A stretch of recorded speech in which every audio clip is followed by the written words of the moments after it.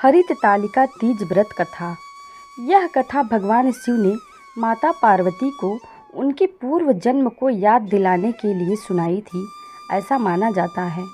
भगवान शिव कहते हैं, हे पार्वती, मेरी अर्धांगिनी होने के नाते आज यह कथा मैं तुम्हें सुनाऊंगा। बाल्यावस्था में तुमने मुझे वर के रूप में पाने के लिए घोर तपस्या की थी। तुमने अन्न जल त्याग कर सूखे पत्ते खाए। सर्दी में तुमने लगातार पानी में रहकर तपस्या की। बैसाख की गर्मी में पंचाग्नि और सूर्य के ताप से खुद को तपाया। सावन की मूसलाधार बरसात में तुमने बिना अन्न जल के खुले आसमान के नीचे दिन बिताए। तुम्हारे इस घोर कष्ट वाली तपस्या से तुम्हारे पिता गिरिराज काफ़ी दुखी और बेहद नाराज थे। तुम्हारी इतनी घोर तपस्या और तुम्हारे पिता की नाराज़गी को देखकर एक दिन नारद जी तुम्हारे घर आए। तुम्हारे पिताजी गिरिराज ने जब उनके आने का कारण जानना चाहा तो नारद जी बोले, हे गिरिराज, मैं भगवान विष्णु जी के कहने पर यहाँ आया हूँ। आपकी पुत्री की घोर तपस्या से खुश होकर भगवान विष्णु को उनसे विवाह करने की इच्छा है। इस बारे में मैं आपकी सहमति जानना चाहता हूँ। नारद मुनि की बात सुनकर तुम्हारे पिता अत्यंत खुश होकर बोले, श्रीमान, अगर स्वयं विष्णु भगवान मेरी पुत्री से विवाह करना चाहते हैं तो मुझे कोई आपत्ति नहीं है। भगवान विष्णु तो साक्षात ब्रह्मा का रूप हैं। यह तो हर पिता चाहता है कि उसकी पुत्री सुखी रहे और अपने पति के घर में लक्ष्मी का रूप बने। तुम्हारे पिता द्वारा स्वीकृत पाकर नारद जी विष्णु जी के पास पहुँचे और उन्हें विवाह तय होने के बारे में समाचार दिया। इस बीच जब तुम्हें इस बात की जानकारी मिली तो तुम बहुत ज़्यादा दुखी हो गई। तुम्हें दुखी देखकर तुम्हारी सहेली ने तुमसे दुख का कारण पूछा। तब तुमने कहा, मैं सच्चे मन से भगवान शिव को ही अपना पति मान चुकी हूँ, लेकिन मेरे पिताजी ने विष्णु जी के साथ मेरा विवाह तय कर दिया है।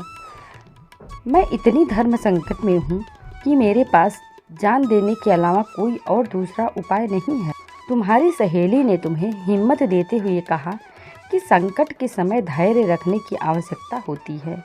तुम मेरे साथ घने जंगल में चलो, जहाँ साधना भी की जाती है। वहाँ पर तुम्हें तुम्हारे पिता नहीं ढूंढ पाएंगे। मुझे पूरा भरोसा है कि भगवान तुम्हारी मदद अवश्य करेंगे। तुमने अपनी सहेली की बात सुनकर यही किया। तुम्हारे घर से यूं चले जाने पर तुम्हारे पिता बहुत दुखी और चिंतित हुए। वो उस दौरान ये सोचने लगे कि मैंने अपनी पुत्री का विवाह विष्णु जी से तय करा दिया है।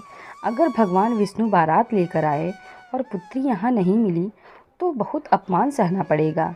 तुम्हारे पिता ने तुम्हें चारों ओर खोजना शुरू कर दिया। उधर तुम नदी के किनारे एक गुफा में पूरे मन से मेरी आराधना में डूब गई। फिर तुमने रेत से एक शिवलिंग बनाई। रात भर तुमने मेरी स्तुति में भजन जागरण किया। तुमने बिना अन्न जल ग्रहण किए मेरा ध्यान किया। तुम्हारी इस कठोर तपस्या से मेरा आसन हिल गया और मैं तुम्हारे पास पहुंचा। मैंने तुम्हें तुम्हारी इच्छा का कोई वर मांगने को कहा। तुमने तब मुझे अपने सामने पाकर कहा कि मैं आपको सच्चे मन से अपना पति मान चुकी हूँ। अगर आप सच में मेरी इस तपस्या से खुश होकर मेरे सामने आए हैं तो मुझे अपनी पत्नी के रूप में अपना लीजिए। मैं तुम्हारी बात सुनकर तथास्तु कहकर कैलाश की ओर चला गया।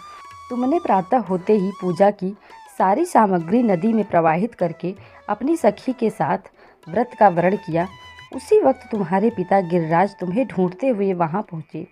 तुम्हारी हालत देखकर तुम्हारे पिताजी दुखी होकर तुम्हारे इस कठिन तपस्या का कारण पूछे। तुमने अपने पिता को समझाते हुए कहा, पिताजी, मैंने जीवन का ज़्यादातर समय कठिन तपस्या करके बिताया है।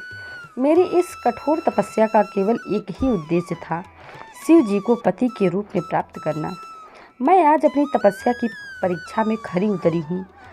आपने विष्णु जी से मेरा विवाह करने का निश्चय किया था, इसलिए मैं आराध्य की तलाश में घर से दूर हो गई। अब मैं घर आपके साथ एक ही शर्त पर चलूँगी, जब आप महादेव के साथ मेरा विवाह कराने के लिए तैयार होंगे। तुम्हारे पिता ने तुम्हारी इस इच्छा को मान लिया और तुम्हें अपने साथ वापस ले गए। फिर कुछ समय बाद तुम्हारे पिता ने हमारा विधि विधान के साथ विवाह करा दिया। भगवान शिव ने आगे कहा, हे पार्वती, तुमने भाद्रपद की शुक्ल तृतीया को मेरी पूजा करके जो व्रत किया उसी का फल है जो हमारा विवाह संभव हुआ। इस व्रत का ये महत्व है कि जो भी अविवाहित कन्या इस व्रत को करती है उसे गुणी, विद्वान व धनवान वर पाने का सौभाग्य मिलता है। वहीं विवाहित स्त्री जब इस व्रत को पूरी विधि से करती है तो सौभाग्यवती होती है और पुत्र व धन सुख प्राप्त करती है। दोस्तों, अगर आपको वीडियो पसंद आई हो तो हमारे चैनल को सब्सक्राइब करके बेल आइकन को प्रेस कर लें ताकि आने वाली हमारी हर वीडियो सबसे पहले आप तक पहुंचे। और हाँ, वीडियो को लाइक, शेयर, कमेंट करना ना भूलें। धन्यवाद।